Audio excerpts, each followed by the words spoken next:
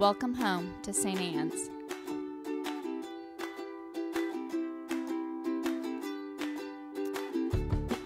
We want you to know that you're welcome to join us at 10 a.m. on Sundays. Please be sure to hit subscribe to receive our sermons. We can't wait to meet you. It's hard for me. So we're going to talk about plants today because that's kind of my thing. That's not true. I have a lot of things. Have you noticed that I obsess about a lot of things? But today we're going to talk about my obsession with plants because that's what we're talking about today. Okay. So I grew up in the country. I grew up growing things and being around growing things. And my first house was in the Lost Hills of Omaha, Nebraska. So, you know, those bluffs that go up the Missouri River. Okay, so here's the thing about the Lost Hills. I don't know if any of you know anything about the Lost Hills, but they're the most perfect, beautiful dirt in the world. Okay? So I grew up on the Mississippi Des Moines River, floodplain, beautiful, gorgeous dirt. Beautiful, could grow anything. And then I moved to the other side of Iowa, also beautiful, fantastic, fertile dirt. And then my husband said, let's move to Missouri. And I was like, okay, fine. And I moved to Missouri, and it grows rocks. And clay. Yeah. So, and then as if your dirt isn't horrible enough, your weather is worse. So I have, you know, these beautiful plants out at my house. I don't know if some of you saw them. Love plants, love them. And Missouri does things like 6 false springs, followed by the deepest, deadliest freeze ever known to man. And so my apple trees were like, hey, spring. My daffodils were like, hey, look, the sun. And they sent up these beautiful blooms that never actually bloomed. I never saw daffodils this year. You want to know why? And I have hundreds of daffodils because I live at an old farmstead, right? And daffodils just like appear everywhere, right? Never had a daffodil. This is just my rant. It has nothing to do with this sermon. I just feel very strongly about it because I'm trying to grow things and they're like, yeah! And it's hard. Okay, so when Jesus uses the imagery of plants and stuff, that actually really speaks to me. You know how sometimes I have to explain the sheep thing and the shepherds and the wine stuff because, like, none of that actually, I don't know how to make wine. I don't know anything about it. I love sheep, but I don't know anything about shepherding. But I do know plants. So this is an image that Jesus uses that actually really speaks to me. And so the beautiful thing about Scripture is at any point in Scripture, while some images might not speak to you, hopefully some parables will. Does that make sense? So the Bible is not 100% for everybody, but it 100% of the time speaks to everybody. Does that make sense? Not everything is going to speak to you, but for everybody, something will. And that's why we just have to dig into Scripture, because something will. And the parables are beautiful because the parables speak throughout time and throughout people and throughout experience. So the vine grower goes something like this. And as somebody who loves plants, I don't have any roses anymore, but I had my most fantastic roses at my last house. Loved them. I had to special order them from Colorado. Okay, if you don't know anything about roses, look up buck roses. It allows you to have tea roses in the north, you know, where the winters make things go. And if you love roses, you know that roses in Missouri and frankly anywhere in the Midwest are not good. But buck roses are. So I had these beloved roses. And I special ordered them, brought them in, prepared the dirt for them. So plant people, any plant people here? So you know that when you do plants, you go through a really hard period. We're going to cut them back and you dig them up and you do all these things. And it seems cruel, doesn't it? It really does. It's really, really hard to do. At the beginning of the year, I would cut these roses back. And it was so hard to do because I'd put so much love and energy into these roses, and here I am cutting them.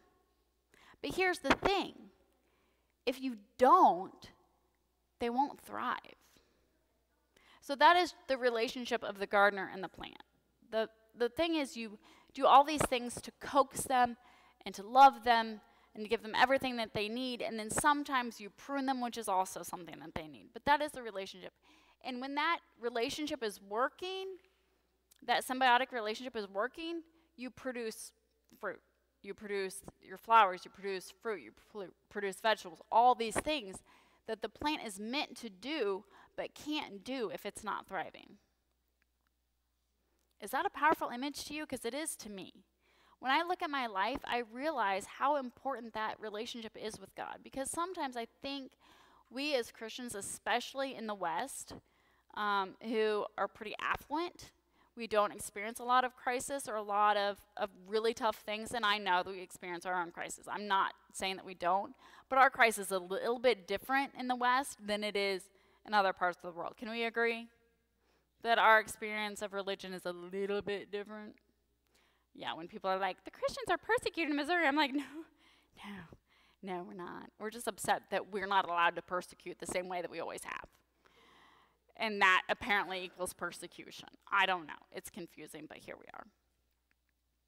But the reality is we have a very symbiotic relationship with the divine. It's not something that we come to once a week, or that we sometimes, when we're in situations where we're bored or sad or just whatever, lonely, whatever, that we show up to religion. We don't go to religion. The message in this is that the divine is literally, truly part of us. That it is this relationship, that it is completely interconnected. And that's the beauty of this story. When he talks about the vine and the branches, we're all together. So the divine is part of us, and it feeds us and cares for us. And then sometimes, when we get pruned, it helps us thrive. Now the pruning sucks. It does. It's hard. And if I reflect on my own life, there are definitely portions of it that were pretty painful pruning processes. But within that pruning, if I'm really, truly entrenched in my divine experience and in my divine self, I will grow, and within those experiences, eventually flourish. Okay? So that is really the image, because sometimes, like I said, I think it's so easy for us in Western Christianity to think that church is something that we show up in. That our faith is we go to it every once in a while when we feel like it. Sometimes we're Christian, but then other times I'm a teacher, right? So sometimes I'm this and sometimes I'm that, but really, it's not that at all. We are completely interconnected. We are all those things all at one time. So I am both a counselor and a priest and a mom and a wife and your friend, and you're my family. So all these things are all together, and within them, God is present in feeding that. And Jesus is present in feeding that. And sometimes, when the world creates some trauma, we're going to grow in it. And within that, we're going to flourish and thrive. There are things that I have been able to do as a priest that I would never have been able to do if I weren't a part-time priest. There are moments that I interact with people and kids that I would never have done had I not been pruned. Now, don't get me wrong, the pruning sucks. And I will tell you, all of us have those stories, right? All these things that we would prefer they'd never happened, right? Like, we would prefer that we'd never been in that awful relationship, that bad marriage. We would prefer that we never had that terrible boss. We would prefer that we never had that awful diagnosis. All those things. We would prefer that the church had never struggled, right? We would absolutely prefer that. It would be so much more fun. But are we better for having been in them? We are, if we choose to experience the divine within them. If we choose to be a part of God and our divine branches, right? Then we're able to fruit and flourish. If not, sometimes if we don't have that deep root system, what happens if you completely prune something back and it doesn't have a good root system?